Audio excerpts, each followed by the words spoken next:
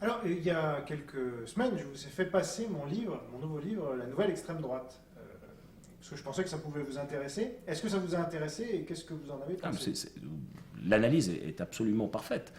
Le propos du livre, je ne vais pas aller dans les détails, mais le propos du livre, c'est de dire ceux qui le disent le sont. Celui qui le dit l'est, donc c'est ce fameux jeu. Hein, donc, il nous accuse, nous, particulièrement, enfin moi, d'être quelqu'un d'extrême droite, voilà, nazi, un SS, un fasciste, etc. Au nom de principes, évidemment, qui s'appellent ouverture, tolérance, amour du prochain, je ne sais quoi. Hein, il y a toute une artillerie de termes. Mais la manière dont ils me traitent en tant que leur adversaire est exactement celle qu'ils me reprochent d'utiliser, mais que moi je n'utilise pas.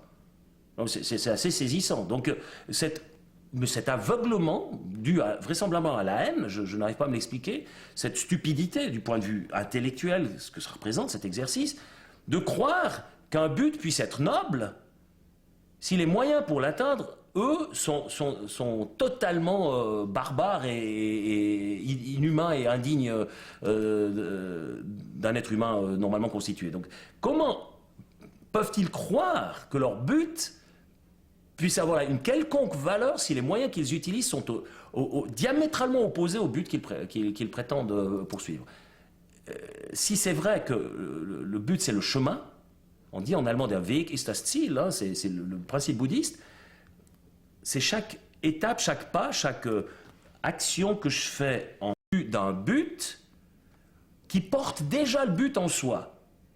Donc si ces différentes étapes qui me mènent jusqu'au but ne sont pas nobles, comment puis-je décréter que le but ultime, lui, le sera? C'est pas possible.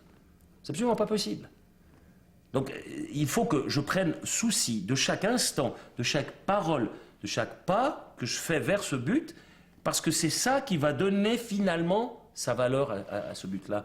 Ce but en soi n'a aucune valeur si les étapes n'ont pas été vécues de manière harmonieuse jusqu'à lui. Alors voilà, la nouvelle extrême droite, c'est exactement celle qui jette l'anathème sur la prétendue extrême droite.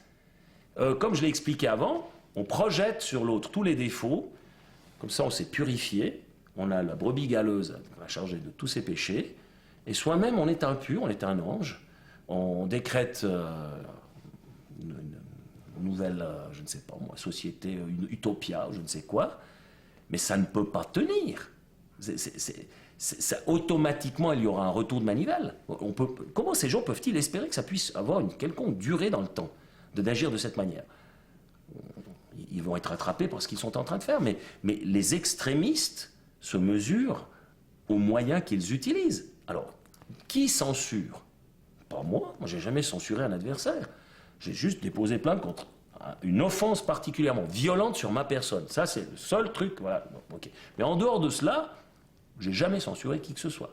J'interdis pas de débattre de n'importe quel sujet. Je ne censure pas les affiches. Ensuite, je n'utilise pas d'insultes. J'ai jamais traité mes adversaires socialistes de staliniens. J'ai jamais fait ça. Je n'ai pas souvenir de l'avoir fait. Ensuite, qu'est-ce qu'il y a encore? La violence physique. Jamais je ne me permettrai de toucher un cheveu d'un de mes adversaires. Ça n'existe pas. Je ne vais pas perturber les meetings de mes adversaires en jetant des pavés, des bouteilles de bière, etc. Je n'interdis pas aux gens de se réunir dans une salle. Je respecte leur droit à la réunion.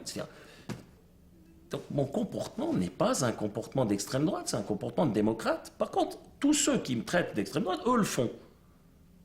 C'est marrant, cet aveuglement. Ce livre est parfaitement juste. Et bref, il le décrit dans tous les détails, mais c'est ça, quoi.